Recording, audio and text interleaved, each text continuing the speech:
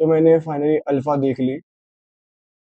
और जैसा मैंने एक वीडियो बनाया था क्यों ये एक एंड होगा स्पाई यूनिवर्स के लिए, ये वही है, ये एंड है। तो यार इस वीडियो में मैं वो सारी बातें करूंगा, क्या मुझे पसंद आया क्या नहीं आया। और इसमें स्पॉयलर्स भर भर के होंगे, तो जिनको स्पॉयलर्स नहीं चाहिए मैं इतना बोल देता हूँ, मॉकटेल पे ये टाइम पास में से रिएक्ट करूंगा। ये टाइम पास है, अच्छा टाइम पास।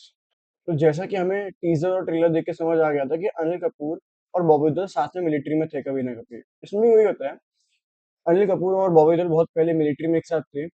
फिर इन्होंने ना फंडिंग ली और अल्फा प्रोग्राम शुरू किया, जिसके तहत ये लोग क्या करते थे ना कि ये मान लो सुपर सोल्जर सिरम सस्ता वाला वो लोगों में इंजेक्ट करते थे, एक्सपेरिमेंट करते थे। लेकिन उसके कुछ साइड इफेक्ट्स थे, लोग मर जाते थे, ब्रेन हेमरेज हो जाता था, तो कुछ सक्सेसफुल नहीं था।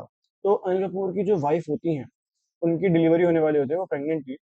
तो उनकी डिलीवरी हो रही होती है, तो उनके बचने के चांसेस ना के बराबर होते हैं। तो होता है कि जो बॉबी देओल होते हैं, वो क्या करते हैं, उसको सुपर सोल्जर सीरम इंजेक्ट कर देते हैं। अब जब तुम सुपर सोल्जर सीरम इंजेक्ट कर देते हैं, तो उसके कुछ टाइम बाद जब डिलीवरी होती है, तो उनकी वाइफ होती है ब्रेन हेमरेज से खत्म।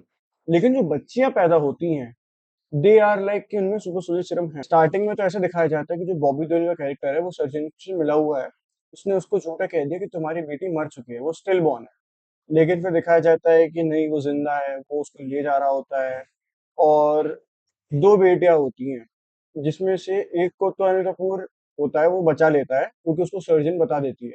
तो दो बेटियां हुई थी, तो दूसरे को वो ले गया, जिसको उसने पाल पोस के बड़ा किया। लेकिन उसने नहीं पाला था, वो स्पेन में अपने किसी, कौन था यार वो उसका, हाँ शायद से उसका वो कौन था, साला साला था। तो वो उसके साले को वो दे देता है कि तुम पाल पोस के इसे बड़ा करो, हाँ लेकिन ट्रेन वगैरह जो फाइटिंग स्किल्स हैं वो उसको समझाता वही है उसे।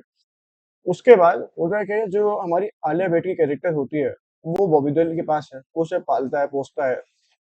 पूरा जो सीन अब तुम समझ रहे हो, कूल कॉन्सेप्ट है यार। कि बच्चे हुए, बच्चों को तुम ले गए, उसके बाद एक्सपेरिमेंट्स हुए, फिर तुमने उसे आइसोलेशन के साथ बड़ा किया, है ना, ये सब चीजें तुम दिखा रहे हो।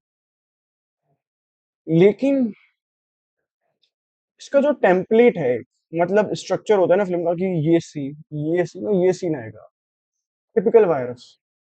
तुम ये मानो, भाई शर्मा का कैरेक्टर जो है वो स्पेन में है, राइट। स्पेन में हम नॉर्मल भी तो दिखा सकते थे कि कुछ कर रही है, कुछ ट्रेन कर रही है, कुछ करके दिखाते तुम। भाई मैंने जब इसका ट्रेलर रिएक्शन क्या हुआ था, तब मुझे लगा था कि भाई यार ये एक एड लग रहा है, सेम एड क्लिप।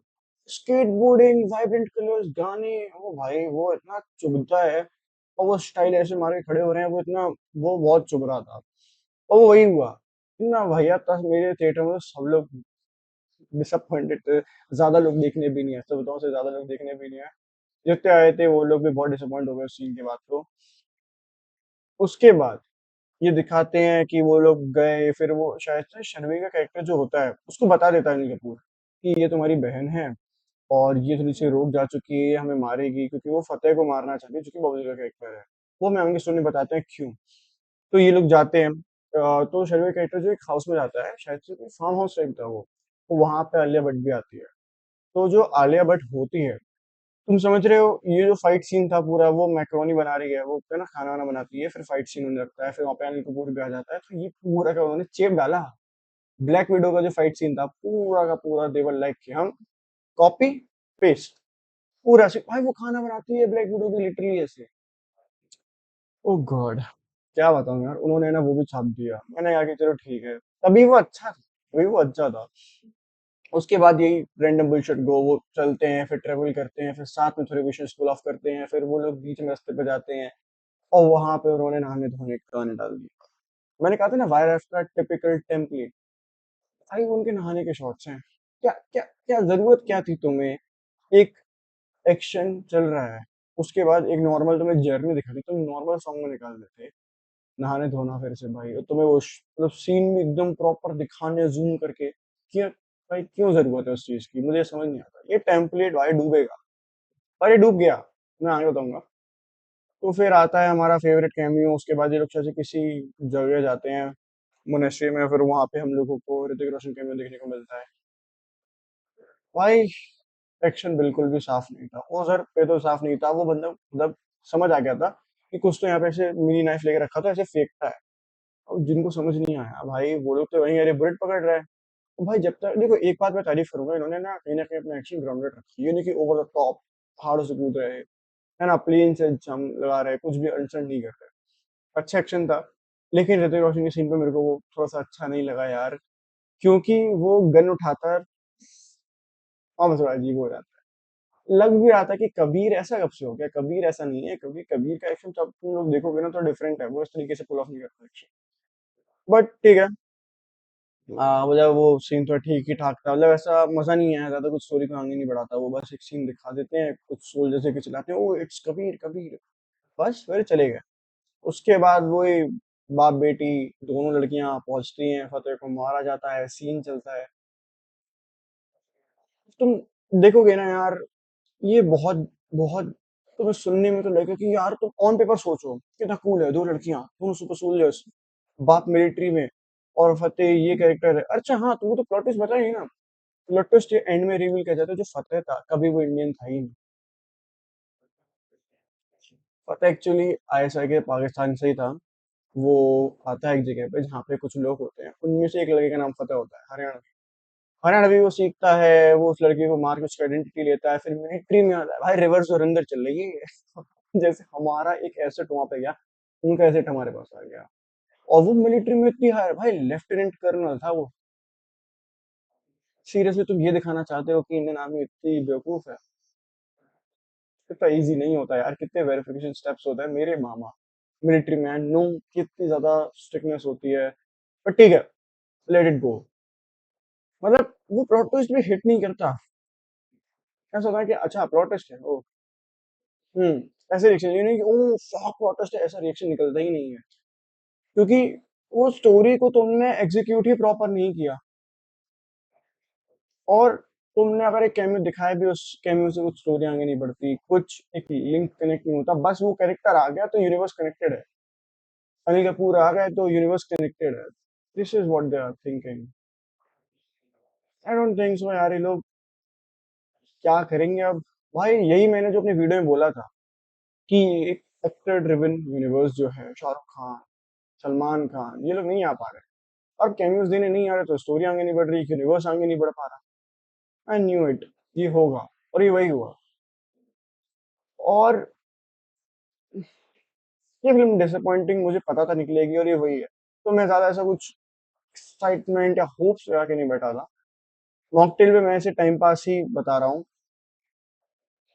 मैं यही बोलूंगा यार, इन्होंने थोड़ी बहुत चेंजेस करे, इतने टाइम स्पेंड बता देते कि रीशूट्स हो रहे थे, तो एक्शन उन्होंने वैसा कर दिया, थोड़ा सा ग्राउंडेड जाते हैं, है ना।